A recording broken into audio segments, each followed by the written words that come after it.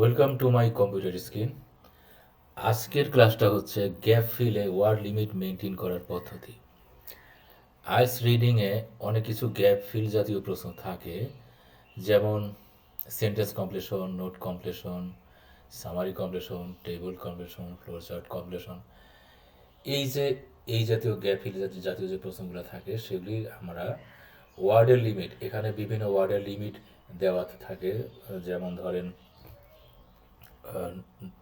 one word only, no more than two words or a number, no more than three words or a number.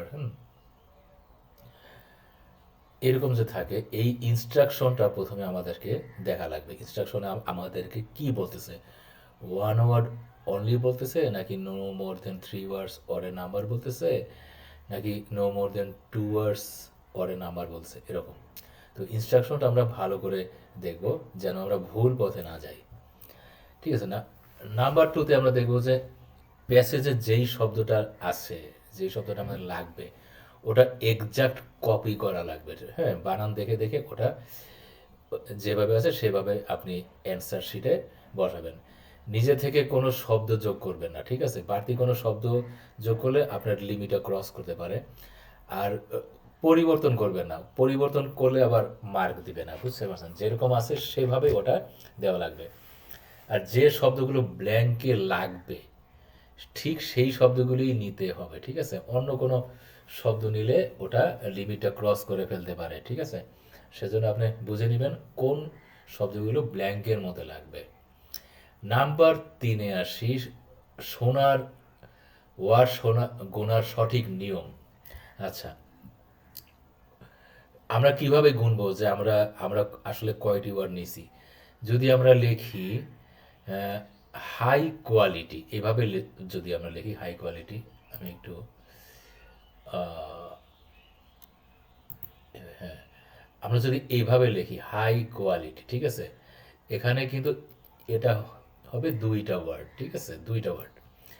আমরা যদি hyphen দেই, এই যে high কোয়ালিটির মাঝখানে একটা এই যে একটা হাইফেন আছে, হ্যাঁ, হাইফেন দিয়ে যদি লিখি সেটাকে আইএলস গণনা করে ওয়ান ওয়ার্ড, ঠিক আছে? হাইফেন থাকলে হাইফেন দিয়ে আমরা দুইটা ওয়ার্ডকে একটা ওয়ার্ড বানাতে পারি যদি আমাদের প্রয়োজন পড়ে, ঠিক আছে?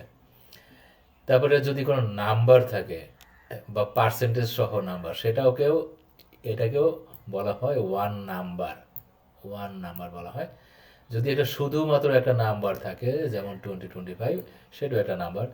যদি কোনো টাকার বা মুদ্রার কোনো সংখ্যা থাকে সেক্ষেত্রে, যেমন $50, হ্যাঁ, $50, 100 পাউন্ড, এরকম যদি থাকে, সেটা সেটাও একটা, দুটা মিলেই একটা নাম্বার কাউন্ট করা হয়। Excuse me. তারপর দ্য গভর্নমেন্ট পলিসি, এই যে দ্য গভর্নমেন্ট পলিসি যে লিখছে এখানে, এক্সকিউজ মি, এখানে এটা একটা, এটা দুইটা, এটা তিনটা, হ্যাঁ, এখানে কিন্তু তিনটা ওয়ার্ড কাউন্ট করা হচ্ছে। Excuse me. তারপরে ওয়েল নোন, ওয়েল নোন, এখানে এখানে এই একটা ওয়ার্ড, এটা হচ্ছে দুইটা ওয়ার্ড, ঠিক আছে? তো এখানে দুইটা ওয়ার্ড কাউন্ট করতেছে। কিন্তু ওয়েল নোনকে যদি আমরা আমরা হাইফেন দিয়ে লিখি, হাইফেন দিয়ে দিই, সেক্ষেত্রে সেটা ওয়ান ওয়ার্ড কাউন্ট করবে, ঠিক আছে? যেমন এখন আমরা আসি একটা এক্সাম্পলে, যেমন লিমিট। উদাহরণ লিমিট, নো বন নো মোর দেন টু ওয়ার্ডস, এখানে একটা ইনস্ট্রাকশন মনে করেন দেওয়া আছে, ইনস্ট্রাকশন প্যাসেজে লেখা আছে, যেমন a modern and efficient transport system. তাহলে সঠিক উত্তরটা চাইতে পারে চাইতে পারে যেটা, সেটা হচ্ছে যদি দুইটা হয় সেক্ষেত্রে ট্রান্সপোর্ট সিস্টেম সঠিক হয়। কিন্তু এর বদলে যদি আমরা এরকম লিখি এ ট্রান্সপোর্ট সিস্টেম, হ্যাঁ, এই যে আর্টিকেল দিয়ে যদি এভাবে লিখি তাহলে এটা ভুল। হ্যাঁ, ভুল হবে। যদি লিখি এ মডার্ন ট্রান্সপোর্ট, হ্যাঁ, এই যে মডার্ন তারপর ট্রান্সপোর্ট, হ্যাঁ, সেটা ভুল হবে। যদি আমরা লিখি এফিসিয়েন্ট ট্রান্সপোর্ট সিস্টেম, এই যে, সেক্ষেত্রেও ভুল হবে। হ্যাঁ, তিনটা লিখলে ভুল, যেহেতু এখানে বলছে যে দুটার মধ্যে থাকা লাগবে। যদি যদি যদি একটা শব্দ দিয়ে যদি অ্যান্সারটা কমপ্লিট করা যায় তাহলে একটা শব্দই দিবেন, হ্যাঁ, এটা হচ্ছে নো মোর দেন 2 আওয়ার্স বলতে বোঝাচ্ছে যে সর্বোচ্চ ২ টা। হ্যাঁ, তার মানে আপনি একটাও লিখতে পারেন।